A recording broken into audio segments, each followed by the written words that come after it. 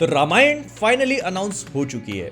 I know इसमें कोई नई बात नहीं थी, लेकिन नई बात है प्रभास की 3 पिक्चरों में जो उन्होंने अभी अभी साइन करी है। लेकिन एक एक चीज के बारे में बात करेंगे, starting of with Hrithik Roshan, जो कि हमको 2025 में एक नहीं बल्कि 2 बार स्पाई यूनिवर्स पे देखने को मिलेंगे। सबसे पहली बात तो वॉर 2, जिसमें जूनियर एनटीआर के साथ उनकी पूरी एक्शन सीक्वेंस और पूरी की पूरी मूवी है। लेकिन इसके अलावा जो अल्फा मूवी बन रही है वो भी स्पाई यूनिवर्स में टेक प्लेस करेगी। आलिया भट्ट, शर्वरी दोनों में थी ही थी, लॉर्ड बॉबी एज विलन भी थे, लेकिन अब इन लोगों ने कबीर को भी उसमें इंट्रोड्यूस करवा दिया है। और ऐसा बोला जा रहा है कि ये एक फुल फ्लेजेड रोल तो नहीं, लेकिन एक एक्सटेंडेड कैमियो सा होगा। और इसमें कबीर जो है वो आलिया भट्ट और शर्वरी के कैरेक्टर्स के मेंटोर की तरह एक्ट करेंगे। इनका कैमियो होगा, उसके बाद वही पूरी चीज एक एक्शन सीक्वेंस में ट्रांजिट कर जाएगी और हमको कबीर का जो पूरा कैरेक्टर है वो अच्छा खासा फुल फ्लेजेड एक्शन करता हुआ नजर आएगा। नाउ टू बी ऑनेस्ट, देखो सुन के तो अच्छा लगा, लेकिन मेरा सवाल बस यही पैदा होता है कि सारी की सारी चीजें पहले ही क्यों रिवील कर देनी है? कुछ पिक्चर के लिए भी बचा के छोड़ दो, फिर अभी ट्रेलर दिखाओगे तो उसमें भी कबीर को डाल दोगे। तो मतलब फिलहाल के लिए सिर्फ इतना है कि ऋतिक रोशन इस फ्लिक द न्यूज में सिर्फ इसी खबर के लिए नहीं रहने वाले हैं, क्योंकि उनकी खबर आगे भी आएगी। लेकिन फिलहाल हम लोग मूव ऑन करते हैं कुली के ऊपर, जो रजनीकांत की अगली मूवी होगी और इसको लोकेश कनगराज डायरेक्ट कर रहे हैं। तो मुझे बताने की जरूरत नहीं है कि इस मूवी की कितनी हाइप है। और रिसेंटली लोकेश कनगराज एक इंटरव्यू के टाइम पे ये भी बोले कि उन्होंने रजनीकांत सर को एक अच्छी खासी लाइट में पोर्ट्रे किया है, लेकिन जैसा आप उनकी मूवी से एक्सपेक्ट करते हो ये कुछ ऐसी नहीं है। ये एक मसाला वाली मूवी तो होगी ही, लेकिन साथ में इन्होंने थोड़ा सा कमर्शियल मूवी का एलिमेंट भी डाला हुआ है। और इसको देख के आपको वो फुल इलॉजिकल वाली वाइब्स नहीं आने वाली है, क्योंकि लोकेश कनगराज ने इसको एक परफेक्ट बैलेंस बनाने की कोशिश करी है।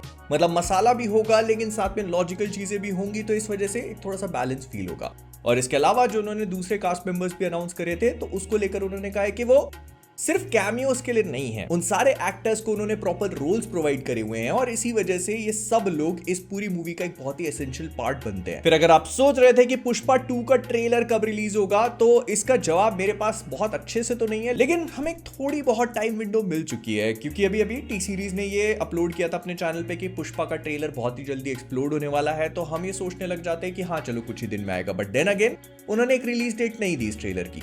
पर उसके अलावा हमको ये पता चलता है कि जो पुष्पा की टीम है वो मिड नवंबर से पूरे के पूरे इंडिया में अपने जो प्रमोशनल इवेंट्स है उनको प्लान कर रही है। और इस जर्नी की शुरुआत होगी एक मेगा ट्रेलर लॉन्च के साथ। तो मतलब 15 या 14 या 16 नवंबर के आसपास हम लोग पुष्पा 2 के ट्रेलर को एक्सपेक्ट कर सकते हैं, जब ये अपने प्रमोशनल इवेंट की स्टार्ट करेंगे तब। और हाँ, इसी से रिलेटेड एक बहुत इंपॉर्टेंट खबर ये भी थी कि ऐसा सुनने में आ रहा है, अभी तक इस बात को लेकर कोई भी कॉन्क्रीट इंफॉर्मेशन नहीं है, लेकिन ऐसा बोला जा रहा है कि शायद विकी कौशल की छावा को पोस्टपोन कर दिया जाए। In case you guys don't know, तो ये दोनों मूवीज पहले एक ही रिलीज डेट पे आने वाली थी, जो कि 6 दिसंबर थी, लेकिन फिर पुष्पा को थोड़ा सा प्रीपोन करके 5 दिसंबर पे कर दिया गया। और अब ऐसा सुनने में आ रहा है कि मैडॉक फिल्म्स वाले प्रोबेबली विकी कौशल की छावा को पोस्टपोन कर सकते हैं इस क्लैश को अवॉइड करने के लिए।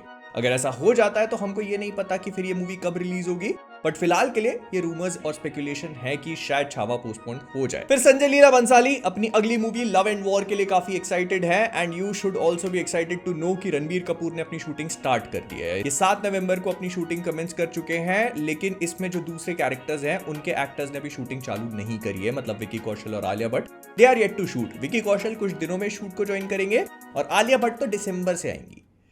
लव ट्रायंगल है, लेकिन मेन ठीक है। फिर इसके बाद अक्षय को कोई फ्लिक द न्यूज ऐसा होगा नहीं जिसमें हम लोग अक्षय कुमार के सेगमेंट को कवर ना करें। तो फिर से खबरों में बने हुए अक्षय कुमार, बिकॉज इस बार थोड़ी अच्छी बात सुनने को मिल रही है। ऐसा बोला जा रहा है कि अक्षय कुमार काफी लंबे टाइम से उनकी जो पुरानी मूवीज थी जिसको लेकर वो काफी खबरों में रहे थे, मतलब गरम मसाला, भागम भाग, हेरा फेरी, तो उनकी राइट्स को एक्वायर करने के लिए वो स्टूडियोज ढूंढ रहे थे। और हेरा फेरी की तो ऑलरेडी हो भी गई, लेकिन वहां पे फिर थोड़ी बहुत प्रॉब्लम चल रही थी, तो अब भागम भाग की राइट्स भी किसी स्टूडियो ने एक्वायर कर ली है। और अगर राइट्स एक्वायर करिए तो इसका मतलब है कि हलवा पूड़ी खाने के लिए तो करी नहीं होंगी। मोस्ट प्रोबेबली भागम भाग 2 का अनाउंसमेंट हमें बहुत ही जल्दी कुछ दिनों में सुनने को मिल सकता है, लेकिन इसमें सिर्फ अक्षय कुमार वापस नहीं आ रहे। ऐसा बोला जा रहा है कि अक्षय कुमार के अलावा जो इसके परेश रावल, गोविंदा, जो पुरानी ओजी कास्ट थी उसको भी वापस लेके आने की कोशिश करी जा रही है। लेकिन फिलहाल एकदम से ऐसे दौड़ने मत लग जाना, क्योंकि मूवी की स्क्रिप्ट अभी तैयार नहीं है। वंस स्क्रिप्ट रेडी होती है उसके बाद ये लोग एक्टर्स को अप्रोच करेंगे और फिर देखेंगे कि वो लोग आने को तैयार हैं कि नहीं। एंड टी सीरीज वाले रुकने को तैयार नहीं है, मानो उन्हें एक हॉरर कॉमेडी का फॉर्मूला सा मिल गया हो, क्योंकि अब वो लोग भूतनाथ 3 पे भी मूवी बनाने वाले। अगर आपको याद नहीं है तो भूतनाथ 1 और 2 में अमिताभ बच्चन थे और शाहरुख खान का एक छोटा मोटा एक्सटेंडेड कैमियो था।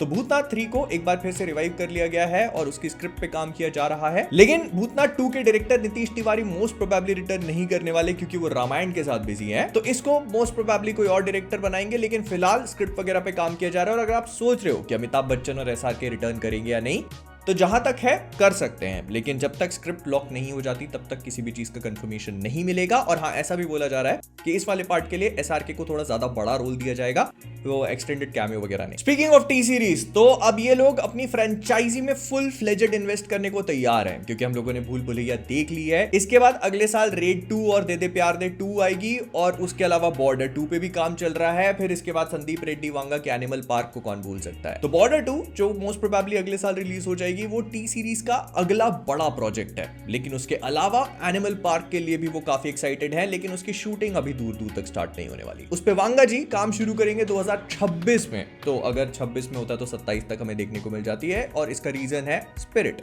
जिसको टी सीरीज वाले मोस्ट प्रोबेबली एक और फ्रेंचाइजी में कन्वर्ट करना चाहते हैं इफ इट वर्क्स। तो वो जो पूरा प्रभास का कॉप वाला यूनिवर्स है, उसको एक और फ्रेंचाइजी में कन्वर्ट किया जाएगा with Vanga ji directing everything for them. तो अगर एनिमल पार्क 2026 में फिल्म होना स्टार्ट हो रही है, तो इससे हम लोग ये स्पेकुलेट कर सकते हैं कि प्रभास की स्पिरिट 2026 में कभी ना कभी रिलीज हो जानी चाहिए।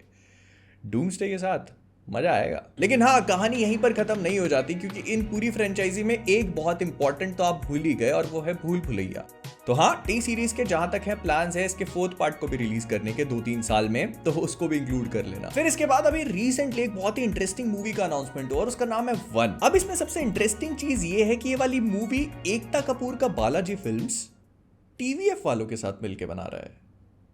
I'll be very honest, ये कोलैबोरेशन कभी जिंदगी में मैंने एक्सपेक्ट नहीं किया था, बट हियर वी आर। और इसमें सिद्धार्थ मल्होत्रा होंगे, and the movie is actually going to be a folklore thriller. मतलब जैसे कुछ कुछ हम स्त्री को फोकलोर हॉरर या उसके पूरे यूनिवर्स को हॉरर में लेके चलते हैं, तो ये थ्रिलर वाला एलिमेंट कैरी करेगी। कॉमेडी होगी कि नहीं ये तो अभी तक क्लियर नहीं किया है, लेकिन अगर उसी फॉर्मूले या उसी टेम्पलेट को पकड़ के चल रहे हैं तो फिर आप भी मान लेना कि ऐसा कुछ देखने को मिलेगा। प्लस TVF इन्वॉल्व है, और हाँ, इसके डायरेक्टर भी बता दिए गए हैं। दीपक मिश्रा ये वही है जिन्होंने पंचायत को डायरेक्ट किया हुआ है। तो I have some expectations from this movie actually। मतलब वो जंगल वगैरह और इसका पोस्टर भी दिखने में काफी अच्छा था, तो हॉरर एलिमेंट में ना फॉल करके थ्रिलर वाले जॉनर पे जा रही है, which makes things pretty interesting for me। और हाँ, ये 2025 में रिलीज हो जाएगी। स्पीकिंग ऑफ विच, अगर आप लोग सोच रहे थे कि कमल हसन की थग लाइफ के साथ क्या चल रहा है, तो उसको लेकर भी एक अपडेट है। बेसिकली थग लाइफ का एक छोटा सा release date announcement video release किया गया, जिसमें हमको ये पता चला कि मूवी एक्चुअली 5 जून को 2025 में रिलीज होगी, और इस पे काम बढ़िया चल रहा है। एक्चुअली जो अनाउंसमेंट वीडियो था ये भी देखने में मजेदार था।